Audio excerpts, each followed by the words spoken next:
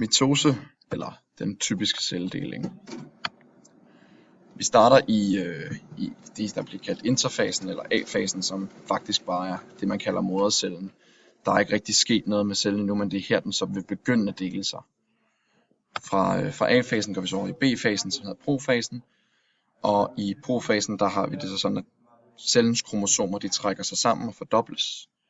Sådan så, at de rent faktisk kan blive synlige inde i cellen. I metafasen, der ligger kromatiderne, de ligger sig i den centrale del af cellen.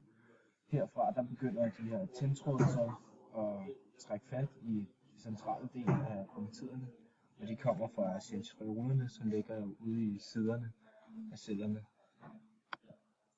I anafasen bliver kromatiderne i et fordoblet kromosom adskilt, i det tændtrådene trækker dem til hver sin side af enden. I telofasen deler de på midten ved at de indsnører sig der.